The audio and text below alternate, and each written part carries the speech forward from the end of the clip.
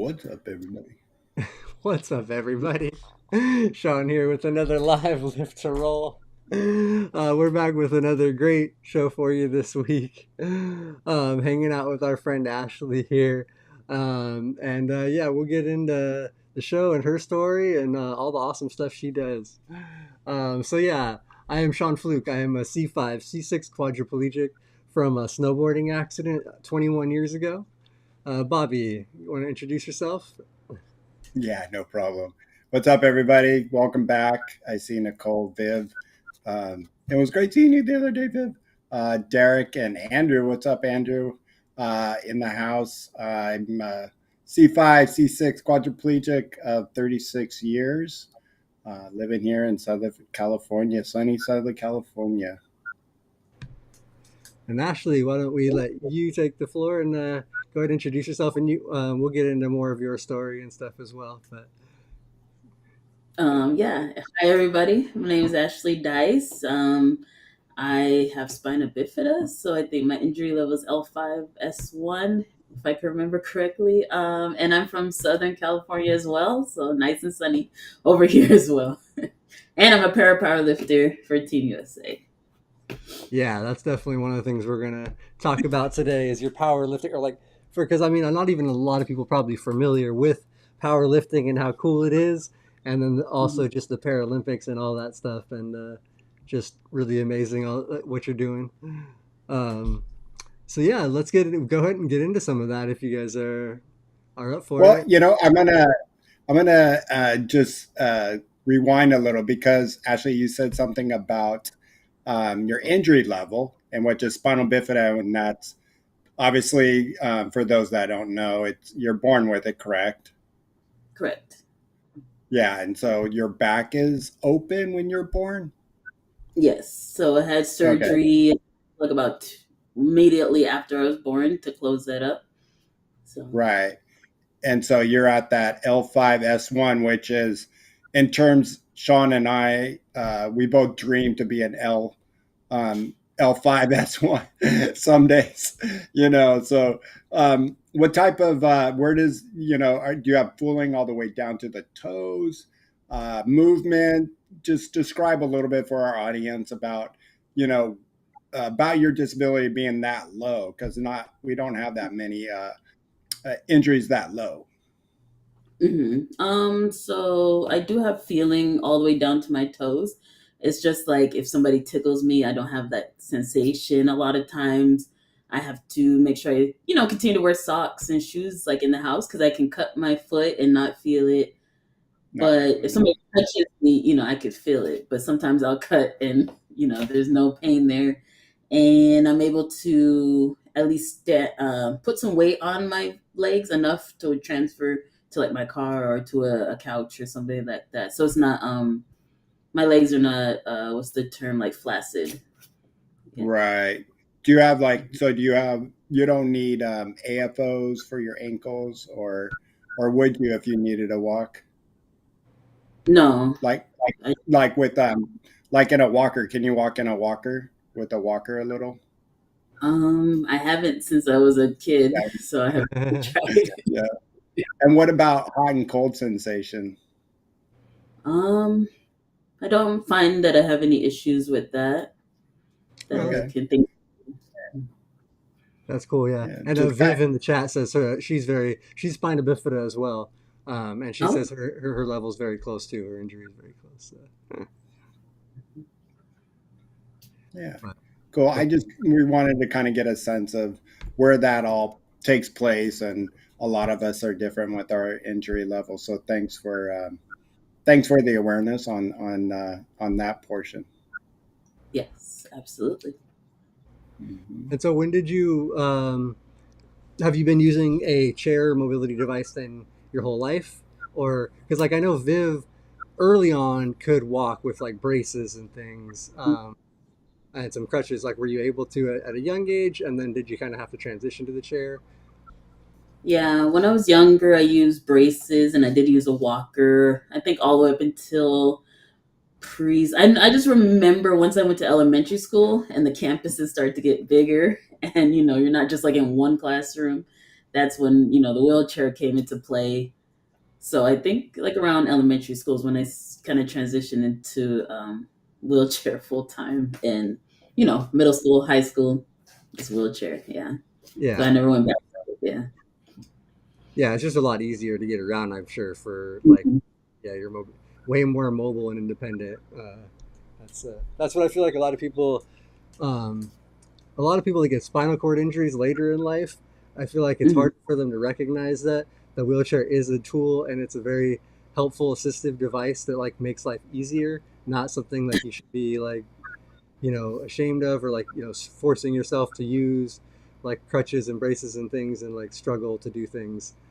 Like it's very much a tool that helps. Yes. Yes.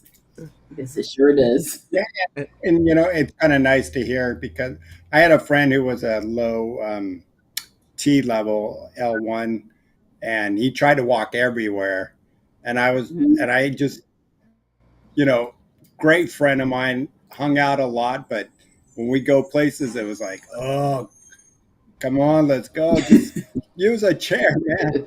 Like, and I always said to myself, if I had an injury like you, I'd just use the chair because then I would look even, because then you can pop a wheelie, look more, like you can move around so much easier. But he struggled, and it was painful to watch. But that, to his or own, he felt like it was better for him to walk around than not. Yeah. But so for you, when did you first start getting into like athletics? And I mean, I'm sure you didn't get into powerlifting working out at that young of a age, but I'm sure you had to be kind of like had an interest in sports and athletics and things. Oh yeah. So when I was growing up, I always had a love for sports. Basketball was like my thing. I wanted to play basketball in high school. They didn't give me the opportunity. They would always say, "We're not worried about your safety. We're worried about everybody else's safety." All that. So I kind of just left that alone. Went to college. I got my degree in graphic design.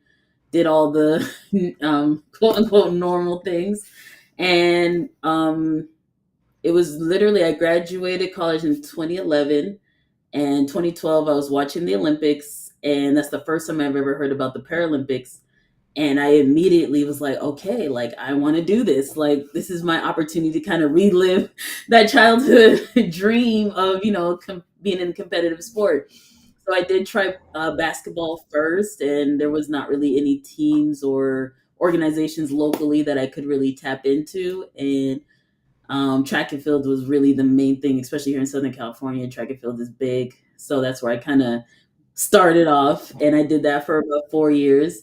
And then powerlifting, I saw a competition.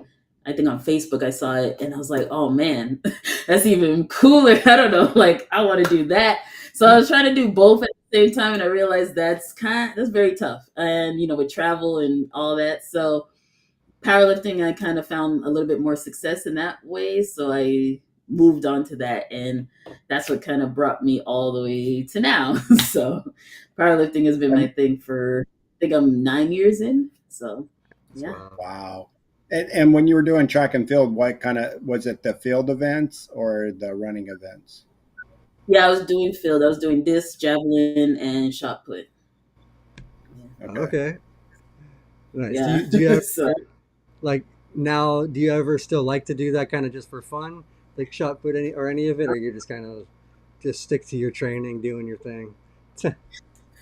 now I'm just sticking to my training, but I do have those moments to think like, would I be better in the shot put now, especially that I'm stronger? So I'm like, I do have that like desire every once in a while, like I want to go out there and just try, just to throw it and see what happens. But we'll see, And we'll see. I and that's why I asked you about the track and field. If you're doing a field events like that with the new, you've done so much powerlifting that hey, now I can Mhm. take this shot put and like really take it to another level than you used to. So it'd be curious. Yeah. And maybe if you, I don't know, maybe the side you wouldn't be shot putting on ever. Let's hope not get injured, but then you got another way to fall back onto. That's true. So, it's still in the back of my mind every once in a while. So we'll see. We got 3 years till till LA 28. So we'll see what happens. So Was what your does it take? Oh, go ahead, Shawn. I was going to say, was your first Paralympics was this last one, right? In like that was the year. Okay, so I bet you've been. That was kind of the goal from pretty early on when you started the track and field and the lifting was to make Yeah. the yeah. Okay, Yeah, so when I started track and field, 2016 Rio was the goal. I think at team trials I got second place, so that kind of bumped me out of that. And then 2020 Tokyo was the goal. I was in powerlifting then, but I had a shoulder injury that kind of derailed that. So Paris was like the first one where I did everything I need to do and qualified there. awesome. Go ahead, Bobby. So yeah, so take us. What is it? How do you become a power lifter? Is it just getting in the gym and lifting as much weight as you can? So, talk us through the that process. I mean, I can't even imagine. Yeah, I'm trying to figure out where to start. There's so many different ways. Um, Ultimately, yes, it is getting into the gym and lifting as much as you can. But definitely for us, it's really about the technique. That's like the biggest um, thing is it doesn't really matter how much you can lift as if you can do it perfect or the right way that the judges want to see. So for me, getting into powerlifting was I was invited to a camp. I went through, team qualifier, went through classification, and then I made the team in 2017. And then from there, our sport specifically is a 4-year quad. We don't like some sports, you can come in maybe the year before the games and make the team. For powerlifting, you have to compete for the full 4 years of that quad. So like right now, I'm getting ready to go to Worlds in October, and then that's the first mandatory competition that I need to get to LA 28. If I miss this, I can't go to LA 28. No matter that is 3 years away. No matter if I can lift the most in the world, if I don't go to this competition, I'm out. Basically, you're out. And they don't So even take into consideration like a small injury that keeps you out, and but you can then after with a little bit of healing you can go back. yeah, they do allow a medical exemption or Okay. like, family emergency, but you only get one per the 4 years. So Oh, only one. yeah, so Wow. you just hope you don't have to use it. And if you do, you hope that it's, You're that one time. later in the season rather than at the beginning. Yeah. So for example, I did have to use one last season around 22 or 23. I used one because I was having some health issues but it still let me still be on the path to go to Paris. So Okay. Wow. Um, Right on. the big question I have, I guess, and the little that I know about lifting. So, mhm. are you doing the deadlift competition or like the clean and jerk? I hear. What's the type that you're? Or is it bench press? That bench press, or Yeah. tell us a So little bit about that power you're doing. The bench press. Okay. for us, it's bench press only. It's we call it a para bench, which is a little bit wider at the legs, so you're able to have your legs up. Your legs are strapped on the thigh and your ankles, and then you just bench, however much you need to. So that's basically just the only lift that we have is bench press. Yeah. Okay. But for you mean for the Paralympics, that's the only type of powerlifting? Yeah, yeah. For the games, yes, just Okay. yes, yes. So they don't have like a deadlift or a clean. And Mm-mm. is there other ones in the Olympics that I'm thinking about? I know I hear clean and jerk is a big one, right? Yeah, no, that's for Olympic weightlifting. They do have the clean Okay. and jerk and something else, but yeah. Okay. And some, yeah. All right. So, but it's getting down and gritty like you see for college athletes when they're like, "What do you bench press?" 350 or 400. So, what's your weight and that you? Do you have And a I am goal curious at weight? how much you do bench press. Yeah. like, like even just for practice, like daily reps stuff. So it just depends. I could say my max that I've ever done was 285 pounds. Um, and then like right now, I'm kind of like in a rebuild stage where, like I said, I had some health issues that were going on a couple years ago that finally got resolved earlier this year. So right now I'm rebuilding. So I'm not lifting like in the 200s. I am lifting in like the lower, mid 100, like 150, 175. But it's like for a lot of reps Yeah, yeah. and Right. rebuilding until I can, kind of get back to that area. So my goal is to get back to like lifting close to 300 pounds at least by the end of this year or maybe early next year. We'll see. There you go. So, Yeah, because if I would imagine if you were doing too heavy of a weight at this time, it's going to be shoulder injuries. And that was, we have a question in the chat, Derek, and how do you preserve your shoulders powerlifting and using a manual wheelchair? that is a good question. I definitely have had shoulder injuries in both my shoulders. But the best thing now is doing a lot of mobility work and bands, stretching. Since we're in the chair, we're always doing this forward motion. I'm doing a lot of more pulling back, so kind of evens out. Yeah. And then just really listening to my body. The days that I am tired or not, I had a heavy training session. Maybe that next day I really rest a lot more, or not be in my chair as much, or not really go, not be out and on the street and rolling around. So just doing those things and recovery, taking care of my body, using the massage gun, using compression stuff, getting massages, those kind of things that are really been helping me over the last few years. Yeah. And just training smarter, not no ego lifting, no doing anything that's gonna hurt. So yeah. Yeah. I was gonna ask one more question too about what about diet, because I know that's got to go into a lot of it, especially with trying to build the strength. You got to like balance calories, probably protein, all, like a lot of that. Yes, absolutely is. I have a nutritionist, and our goal right now is, focusing on the protein and good carbs and staying with the vegetables. I think protein is really the biggest thing, just making sure my body has the right amount of protein per day and sticking to that. It's very hard. They always say that the true result is in the kitchen, and I believe that, because going to the gym for me is easy. That's like the fun part, but actually eating everything I'm supposed to be eating and not eating the stuff I would want to be eating, that's where the real discipline comes in. So, how much protein when you're, I don't know, a month away from a competition? What is the protein intake and what does that protein look like food wise? I mean, is it lots of chicken and that or protein shakes? So, what Yeah. does that look like for you in a daily Like, protein yep, both, intake? everything. All of the above. I mean, Yeah. definitely increase my red meat intake. So like right now, I might not be doing as much red meat. I'll do like the chicken or turkey.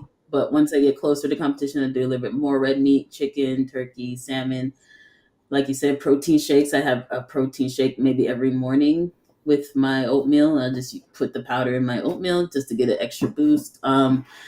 Protein Yeah. snacks in between, beef jerky, stuff like that. So it's just really trying to get a little bit of protein in every meal, even if it's a You, snack, lunch, dinner. Yeah. Wow. but in your nutrition, does your nutritionist give you a range? Meaning, because there's been a couple articles I've read, and I don't know that there's only so much protein you can put in your body before your That's true. body obviously says, "Hey, we're just going to reject this because we have too much." What is your protein intake goal in that what you're saying when you get to that red meat? Do you have an idea? Honestly, I'm gonna say no. I don't have an idea. It's kind of one of the things That's why I have a nutritionist, because this is one less thing that I. Let, let them take care of that. One less thing I have to think about. I mean, she'll take care. She'll just tell me what time to eat every certain thing and what to do, and I'm like, that just helps me a little bit because once you get to this level, it's like there's so many different things I have to think about. Is So I don't know the exact numbers, and I probably should, but yeah, No, hey, if I had somebody doing that for me, I'd be happy. Yeah, and yeah. having nutrition just that's what they're like trained to do. That's what their education is like. So yeah, let them use their knowledge and help you. Whatever it is, it's working. So I'll Yeah, take it. Okay. absolutely. I Mm. was gonna actually ask, what was in Paris? Do you know what some of the medalists ended up finishing? What was like the press the for the Um, for my weight class, I won. I don't remember if they beat the world record or not. I think the girl. So I know like Nigeria won. It's kind of hard because when we were there, right after I competed, I went back to the village and then we had closing ceremonies. So I really didn't get to watch like the end of my competition. But I think Nigeria won, and I want to say she lifted like 164 kilos, and I don't know what that is in pounds. That's a okay? lot. Yeah. Yeah. Yeah, that is most Mhm. definitely. And how do you feel about your Olympic Games for Paris? I felt very good about it. I knew going into this one, I wasn't physically where I wanted to be. I knew that I wasn't going to be in the top, three, to get to the podium. So this one was really just making it, going for the experience, Hmm. represent the country. Is the first time in I think almost 20 years that male and female has represented powerlifting. So it was really just an honor, and I don't wanted to say oh it was a free vacation because it wasn't that, but I just knew that wasn't going to be the one where I'm getting on the podium. It's kind of like, okay, I know what it takes to get here. Now the work really begins to get to LA. And, like I said, I did have some health issues. And honestly, making the team is what really helped get that problem solved. I was able to get health insurance through the team, go to a different hospital, so some things. So making the team was more than just the lifting or representing the country. I was able to get medical help that I needed to continue this journey and continue to, thrive in this area. So Okay. it's really, So, yeah. so tell us, benefits, benefits for making a team. That tell us a little bit about that. I mean, um, Shawn or I have almost become the most amazing Olympic athletes, but we decided not to. No, I'm kidding. But no, tell us about the um, the benefits, like so health and I'm sure some sponsorship and obviously funding help might go along with that. Can you explain a little more? Yeah. So like I said, you do get offered health insurance. You get offered a stipend or, pay, they could say, or salary from the team. And there's something else you mentioned and it just went out of my head.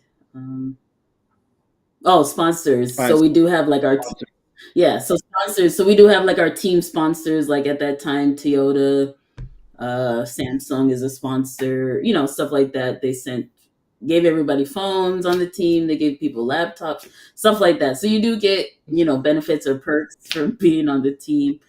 But I personally, I don't have any any sponsors. So and any solo sponsors?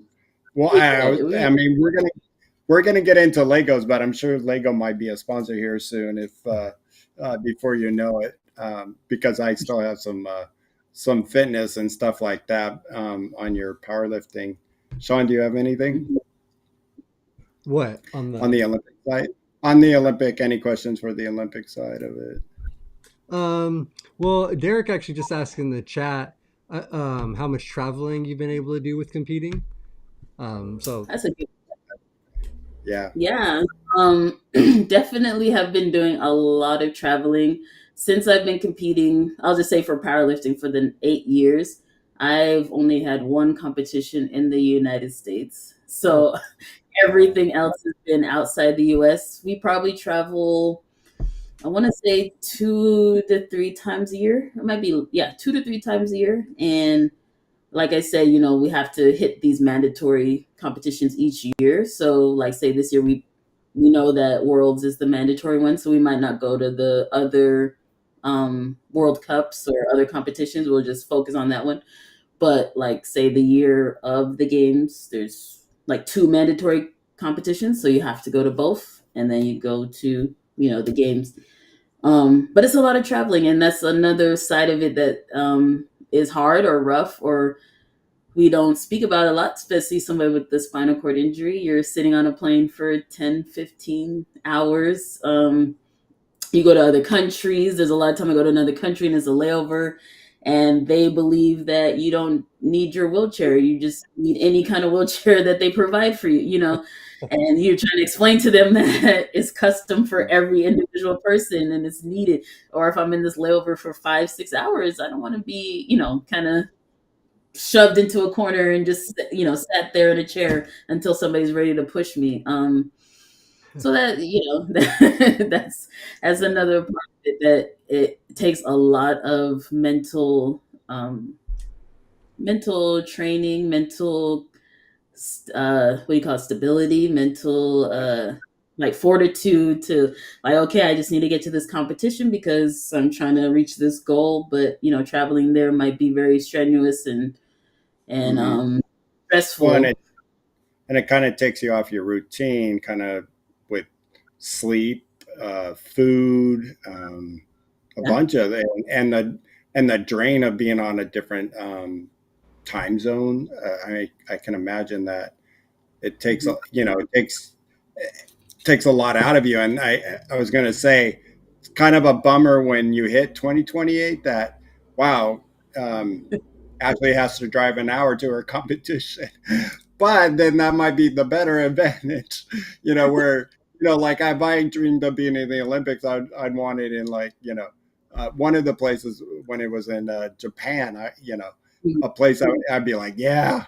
But then I Yeah. would think about it. Wait, now you're taking me out of my environment. So that's Mhm. going to be great for you for 2028. Yeah, I definitely look forward to that. And I keep joking with my mom, like, I'm going to travel all over the world for the next 3 years just to come back to my yeah, backyard. just come back. Yeah. Which might make you do well because you'd be like, okay, here, like, what Yeah. else do you want me to do? Yeah.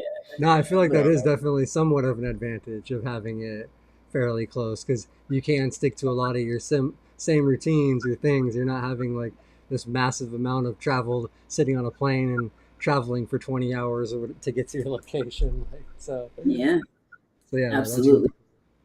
and then one other question Viv had asked earlier in the chat was just Mhm. about how old you were when you started training. And I know you said right out of college, kind of, I think, but okay. Yeah. So when I finished college, I was 24, 25. So that's when I started. And Viv's I'm only sorry. 21, so that's why she's like, I feel like she's aspired. She's got years now to start her Yeah. Paralympic journey. Yeah. Took a step down. Ashley, you look like you're 21 right now. I'm sorry, but I mean, I'm sorry. I'm just watching a lot of your videos over the weekend and going, I'm like thinking you were 24, 25. I mean, you look great. So maybe that's the sport to get into for that young age, power lift. Let's go. Yeah. Yeah. There That's, you go. hey, hey, you're never too old or never too young, never too old. Yeah. Because a lot of There you people I go. compete against, they're 40s, 50, almost 50s. So Really? yeah. Mhm. Yeah. Yeah. Well, Mm-hmm. That's cool. So yeah, that's what that.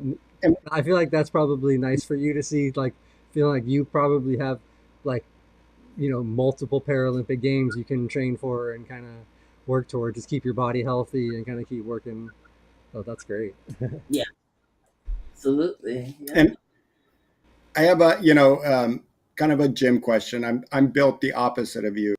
Um, I can't lift anything heavy. I can't. and I have no sprinting ability. So if you ask me to sprint, but I'm a cardio person. So, I'm sure you don't have anything involved with cardio and powerlifting. But my big question was, you know, Derek asked about the shoulders, a lot on your shoulders, right? But so when you're training and, how much of the different body components, meaning do you put a lot of strain on your neck, your wrist, back, where does this all come into play with all the groups of muscles that obviously take besides just your shoulders? Um, like I'm trying to understand your question. Like Well, the different. I mean, on a training day, you don't just think about powerlifting, right? I mean, you go in there for the different group of muscles. I guess I was getting too technical with. Sorry. No, but yeah, definitely like so like right now I have a program. So like say Monday I do I'll do my bench press, but then like I'll go to the gym and do some chest workouts and triceps. And then say today I did back and biceps. And then I'll take tomorrow off. And then Thursday I'll do probably do chest again and triceps or abs and then do back and biceps again Friday, and then Do you probably do you, again.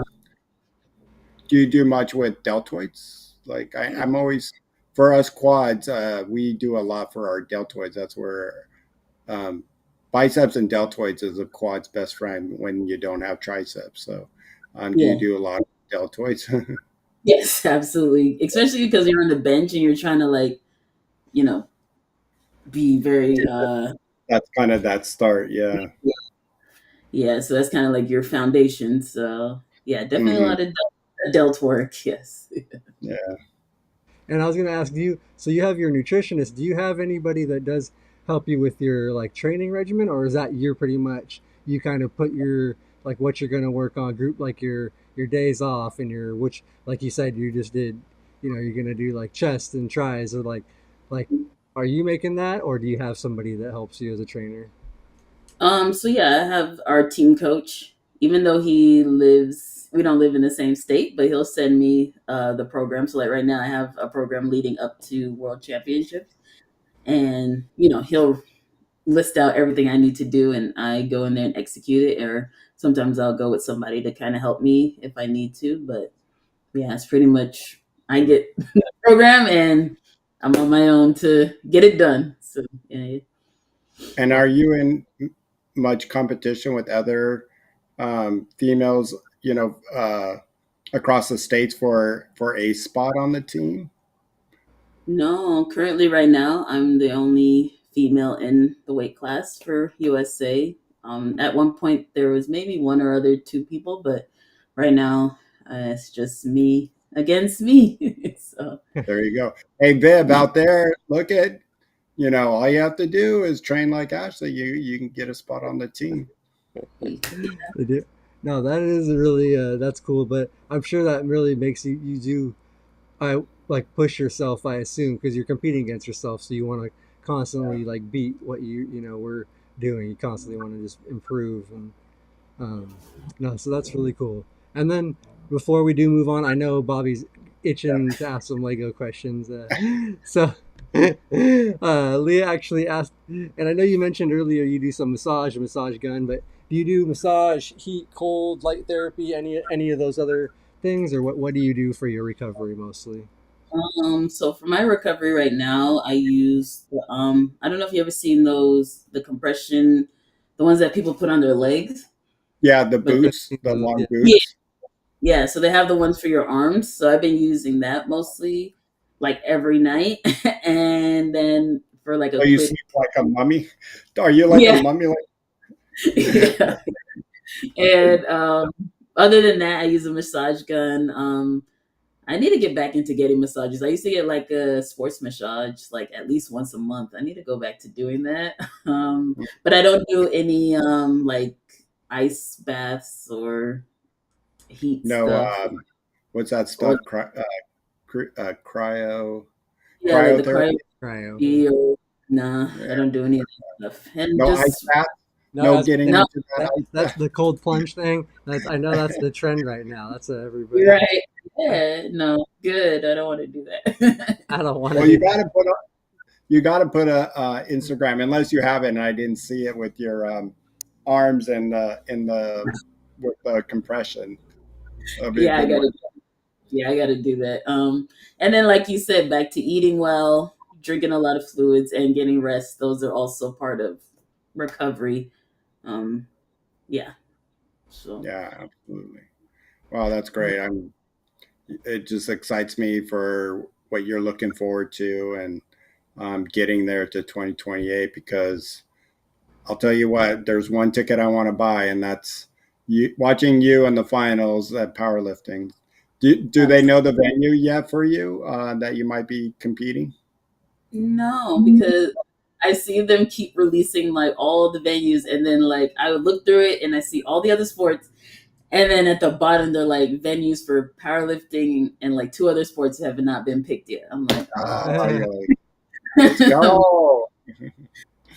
so I don't know. Hopefully they'll figure it out soon because yeah, we need to know how many people can be in there because my family alone, I'm like, we're gonna take up like half the stadium. So There you go. That's cool. Well, you got two new family members, or and with Leah, three family members of Live to Roll that are going to be with you, plus everybody here in the chat and anybody in Southern California. We're going to be there for you. absolutely, yeah. Y'all come out and watch. It's gonna be a good time. I'm just excited in general that it's gonna be in LA. Like I'm even excited for the Olympics. I'm like, I want to go and watch. I want to go be a fan. Right? Yeah. Exactly. Yeah. Yeah. So, Exactly. Because when it like in Paris, um, I guess one more question with the Olympics. mhm. How many days does your competition take? Do they have where you have a rest day, or is it just 2 day kind of thing? Let's go, and this is your day or your 2 days. No, it's literally just one day. So Oh, wow. if it's like say 4 days, it's just all they do like two weight classes per day, and then my time is just one day. So I really just have one day to lift and really. The sad thing about our schedule was like I said, after I lifted, it was literally closing ceremonies like 2 hours later. So Yeah. we were there for like almost 2 weeks, and I really all I did was train, eat, and sleep. I really didn't get to do much. I got to go out like one day. Oh yeah. But the focus was just, Did you make so the closing ceremony though? did I make the what? Closing. Closing ceremony. Oh no, we decided so they have this thing called Team USA House, or like each country has like a place where like family and the athletes can kind of meet at. So we decided to go there because it was actually raining during our closing ceremony. So we're like, we're not gonna go out and sit in the rain. You're like, yeah, I can see that. I'd be right Mhm. with you, Ashley. Yeah. So we went there and celebrated with everybody, and our families got to hang out with us. So it was a nice time. Mm-hmm. That's Mhm. great. Yeah, no, that is Wow. nice. All right. Anything else we want to wrap up with? I think that was the most. And we'll kind of close a little bit on some of that stuff. But and if anything does come up in the chat, feel free to pop them in if anybody has any questions. But the other thing I know both of us are wanting to ask Ashley about is she does some super awesome Lego building. So Bobby, I know you had some questions. Why don't you go ahead and Well, let's just I guess just like you did with the weightlifting, how'd you get involved? And Mhm. I guess, and then how'd you get involved? And then I'll ask my number one big question. It basically is the expense of Legos, and do Yeah. they send it to you? But how'd you get involved and start there? Yeah, so it's definitely one of those things I used to do as a kid. Because I mean, I'm big on architecture and design and just working with my hands. So as a kid, I used to build Lego. Back in the day, it wasn't like how it is now, where you can actually build sets and they have like Right. directions. So it's not till about I think 2022 I was at Costco and I saw one of the sets and I was like, oh, I didn't know Lego made like it was a Vespa, and I was like, oh, I didn't know that they made like sets that you can read the directions, put it together, and it looks good. So that kind of just started the whole the whole addiction, I want to say, or the whole trend. And then so I just been collecting for the last few years, and I want to say this year is when I started like really talking about it more or posting about it openly, I guess you could say. So And putting together those awesome videos and yeah, time elapse. I guess that's how you're putting it together. yeah, That is, yeah. And do you have like, and I don't want to take it up. Sorry, Shawn. Do you have a certain theme you like to go with? so I'm really into Star Wars. So That's that's what like I was my hoping. That's what I was hoping. Okay. so that's like my number one. After that be like Disney, and then anything else that I just kind of looks good or that looks fun to build. And really, it's really nice. It is a good decompressor, especially after training or after a long day. I can just come home and kind of just relax for like an hour or two and put a set together, or kind of put one, start one. But yeah, Star Wars is is the main thing. And how long do some of the bigger builds take you to do? I know you said start a set, like Mhm. So the biggest one I've done was from this thing called Ninjago that I've never seen, oh, but I guess it's a kid show. But it had like 6,000 something pieces. It took me a week to do it, and just in between life and all that. But I think if I didn't have to do anything, if I didn't have to leave the house, I probably could finish it in like a day or two. But yeah, it took me about a week. Well, I think sounds like that kind of piece would take Shawn and I if we had every day, all day. It would take a year. But uh, I've wanted, I have honestly thought about trying to do like using some little adaptive tools, trying to figure out a way that I could maybe put together some Legos. Our friend, we have actually our, I don't know if you know him, Bobby, but Spencer Lattimore, we yeah, had him no, on the we show. had him on the we had Yeah, him on he's the a show. quad I know from rugby. He has a little bit more function than like I do or Bobby does in his hands. He's got some function, Mhm, but he kind of does similar to you. He'll do some. I don't know if he does quite the same level of bigger sets he does, but he's also a huge Star Wars fan and builds like mhm. a lot of the Star Wars sets. And like he'll do kind of similar, like show his videos and like kind of takes. But I do know it takes him quite a while too, like a few weeks usually or something. Um, Yeah. but yeah, no, those things are massive. uh, And have you done the Death Star? I guess that's like one of the vi- most popular. No, you haven't done the Yeah. Death Star, I haven't or done. I what? know the Millennium Falcon and the Death Star are like the number one Two ones, number but ones. Yeah, I don't yeah, have yeah. space. I don't have space for that. I was gonna say, so yeah. I wanted to highlight, are those some of the ones behind you there over there? I see like the Mario and a couple things. Are those Yeah. Legos? They look kind of like Legos. So, yeah. Yeah, Yeah. yeah. It's Mario. This is the Ninjago set I was talking about. This one over here. Mm. And then behind me, there's like a Nike one. Well, I There's saw like a your Yeah, little yeah, I saw you do that one the other day. I was watching that one. yeah, And then is that an looks like Lewis Hamilton F1 car? Is that the a Lego one? That's awesome. yeah, the F. I was gonna Yeah, ask too. Is that an F1 car? Yeah. yeah. It is. And I don't what's know been nothing your about F, but it looks nice. Me So, and Bobby both like it, so me and Bobby both watch it. yeah? But now you got to turn it into a Ferrari one because he drives for a Ferrari now, so you might have to get the red oh, one. really? Yeah. Okay. But yeah, And those what's are been really your cool. favorite? Go ahead, Sean. Sorry. I was gonna say no, those all look really cool. Those are like you can tell like they're just like really well done. I like how you do have them all nice and displayed and kind of just out to show off your collection and your skills. But go ahead, Bobby. I was going to ask, like, what's your favorite one?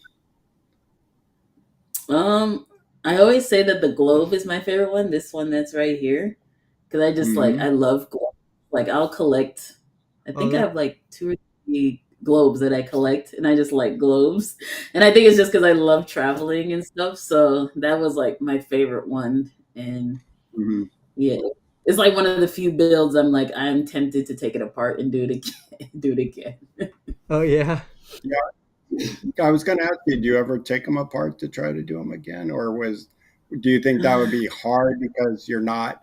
I know when Legos come, if I'm not mistaken, you get like a six different packs, right? Or on the bigger builds.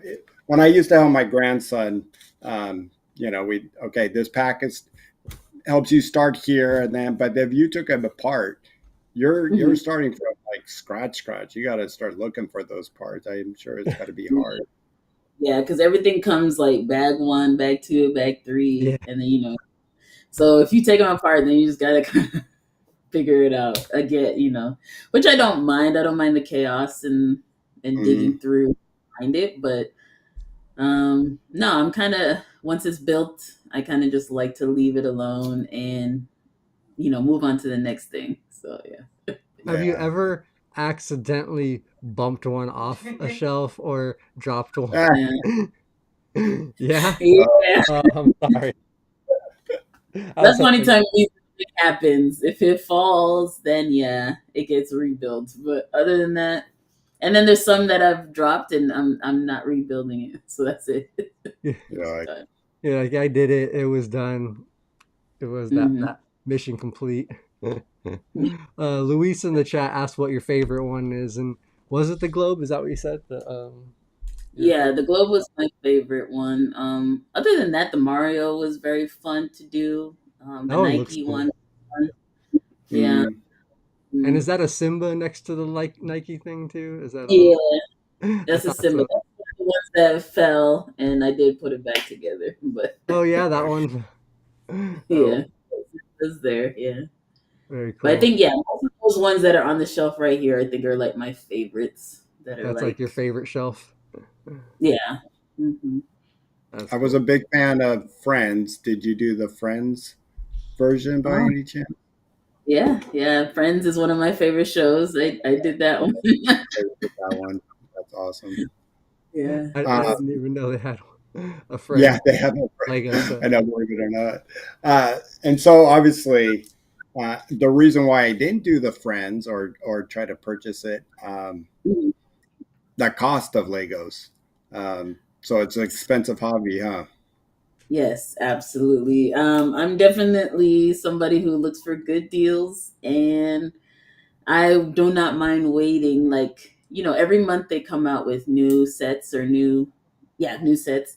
And I don't mind waiting a little bit of time to get one, wait till it's on sale. Or there are some times where I do buy it full price and pay a little extra because then there's another thing where they retire sets and you have to buy them from resellers.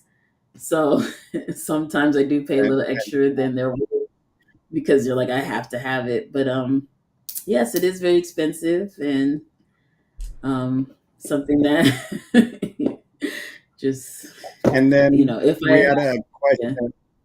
question in the chat. Which one frustrated you the most? Um, I don't have one that has frustrated me yet. So I hope that's a good thing. That's good. Yeah. So Yeah. far, they've all been just good or fun. Yeah, because I use it as my down or relaxing time. I think there's some sets that I've definitely had to like put down and say, okay, I'll finish it another time, but Hmm. not to like the level of anger or frustration. Yeah. Just once it stops being relaxing, you're kind of like, I'll just take a break and come back to this. Yeah, Oh, that's yeah. good. So far, they've all been fun, and it's been a good way to stay creative and relax, decompress, and build. I mean, and meet other people. Since I've been posting more online, I've realized that a lot of other people build Lego or like the different sets, or like sometimes we're like, oh, where did you get that? Or I didn't know that was Lego, or so it definitely helps the conversation sometimes, meeting new people or connecting with different people. So yeah, Yeah, I'm enjoying yeah. it. Looking through some of your videos, I was like, wow, they made a Lego out of that. You know, Yeah, it's kind of endless what they can make it out of compared to when I was a kid, and it's just you're like, wow, they made a Lego out of. Okay, I get yeah, it. yeah. Because I remember when I was a kid, it was just they just get the box full of, and they might have like a picture on the side, and then you try to build it.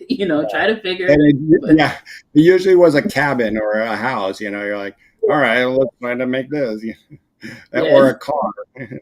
So hmm And Viv yeah, mentioned in the chat that Costco has some good ones sometimes, so maybe that's a good place to maybe get them a little bit discounted or a little bit cheaper, possibly if Costco has some of the set. absolutely. Yeah, Costco, Sam's Club, Walmart, Amazon, Target. Some people say they sell them at Kroger. I guess if you're on the East Coast. mm, Um, Michaels. oh, Michael, I see. I think it's Petco. I saw some Best Buy. That's So wild. they're That sells the Lego. Lego is I super can popular, but with Mhm. the movies and stuff, especially in the last like decade that been coming out and stuff. And then Viv Yeah. also asked in the chat if you're gonna become a master builder, because they do have. Um, I remember seeing that, the Lego Master Builder thing. what it. yeah. I don't think I have time for that. There are some They, times where I'll build just freehand, and then I'll break it down and put it back in the box. But I don't know. Maybe that'll be my retirement plan. I'll be a master builder. Be on the It's on that show, right? They have the show, right? I think Yeah. so. There's like a Lego building show, and is that what pretty much it is? Because yeah, Leah also asked in the chat, "What is a master builder?" And I thought it was just like something. Because I thought I've seen the show. I'm pretty sure they have like that Lego whatever building competition, and I have never seen it, so I don't know what exactly. Yeah, I think Is it's it like, like similar to like Cake Boss or I mean Cake. Like those competitions where you have to. They give you something. You have to come with a Right, creative thing. kind of they cool? give you kind of maybe like a theme, and you don't even have directions. You just build. Well, I feel Yeah. like that could be your second career after powerlifting. Once you like, you do retire from the sport, you're like, all right, I accomplished all I need to accomplish. Bam, you take on the being a It's master like, builder. Sounds like a good retirement plan for sure. and being you're only maybe what an hour and a half, maybe 2 hours. How Mhm. many times have you been to Legoland? I have never been to Legoland. What? You're like, it's in your backyard. I Ashley, let's go. I know. You've been probably to Brazil and all these awesome places, but no, Legoland, nah. It's in my backyard. Why would I go there? I know. My goal is to take my niece and nephew there for the summer. So, summer's still not over yet. So we'll see. Okay, Hopefully. we're gonna have to check in with you. Yeah, but definitely I have not been to Legoland yet. I know, I know. And Lee asked if it was accessible, and I would hope and Yeah, assume that it would be fair, like the rides and things. They'd have some accessibility features and things. yeah. Legoland's pretty accessible as far as I've heard. Mhm. Yeah, I, the only thing I just keep thinking about when I think of Legoland, and I've never been there, but Mm-hmm. you know how Legos have their connect part and the little bumps. They kind of Mm-hmm. always remind me of when you're crossing the sidewalk and you get to the So I think of Legoland like constantly like bump bump bump bump bump.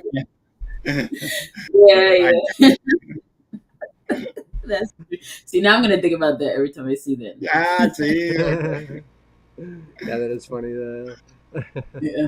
well, besides, we're gonna have to get going here soon, Ashley. But we got the powerlifting and Legos and an awesome person that you are, and I'm sure you do a lot in the community.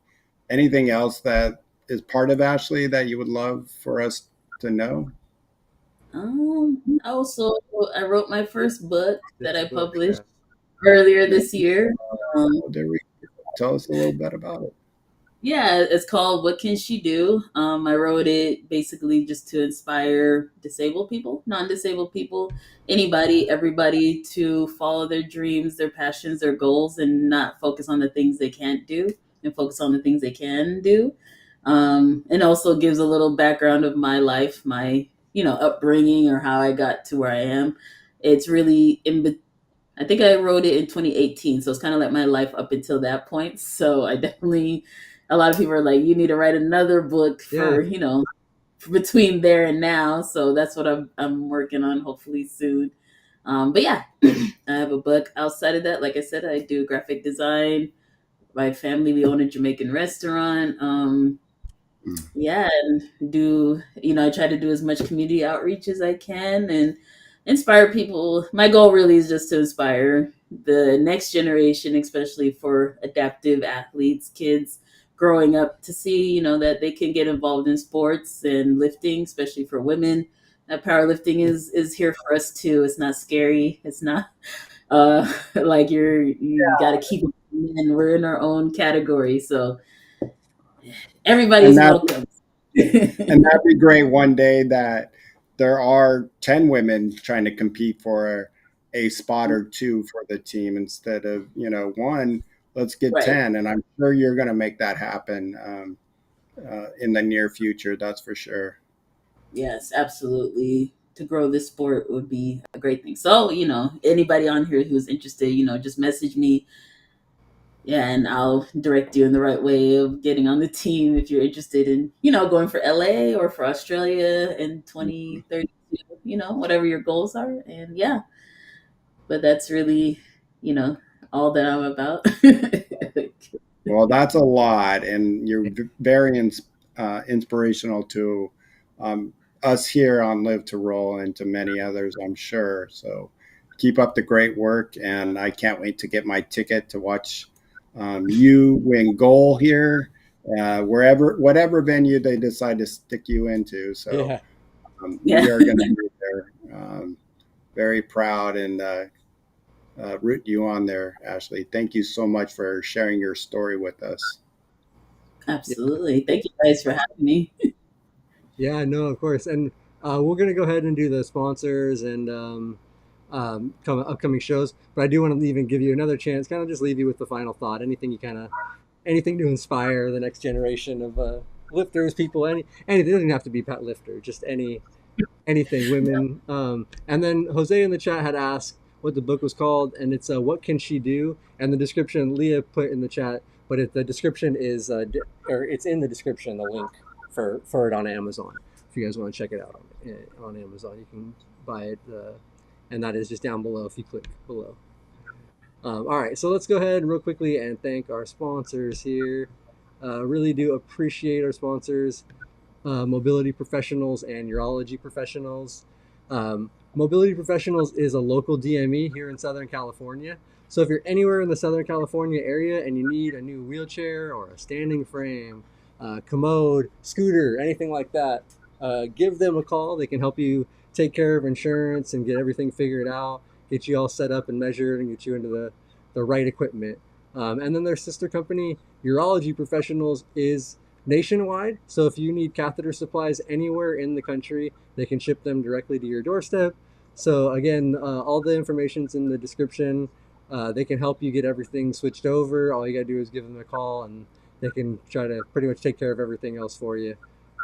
So check them out. We appreciate their support, and yeah, thank you everybody else also watching in the chat and watching after. We appreciate all of your support. Uh, and then for the show later this week, Bobby will actually be back with a Rolling Over the Hill on Thursday. Do you guys As have Lee as Leah said, four handsome guys. So four it's handsome guys? Yep, you got Bobby, Robert, Chad, and Paul all coming. And do you guys have a topic yet, or right yeah, now? we're doing a little bit of an open discussion with more in line with technology in the sense of Oh, that's right. how do you get that front door open and you're not able to use keys or besides having 100 remotes using that kind of technology through your phone that makes it easier for us um, that have a hard time with our hands and other little things like that, but more of an open discussion, and hope you can join us on Thursday at 3:30. Yeah, so check that out on Thursday, and then we'll be back next Tuesday with another live stream. And next week is just going to kind of be our final show of the month. So the open discussion, Q&A. So really just kind of an open topic. And so if you guys have any questions, anything like that, feel free to pop in next week and we'll talk about them. Derek, awesome show. Thank you. Appreciate it, guys. And yeah, Ashley, so let's go ahead and leave. If you want to, any final thoughts, anything like that you want to close us out with, we'd love to hear it. Usually my motto is adapt or perish, which is usually what I tell people all the time.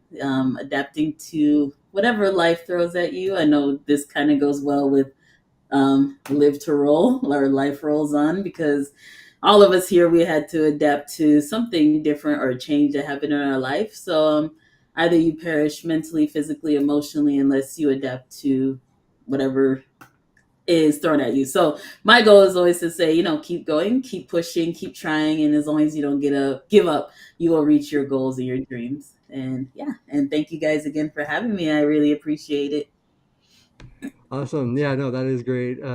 Always just keep pushing. So that's great. Great advice. Great for anybody to hear.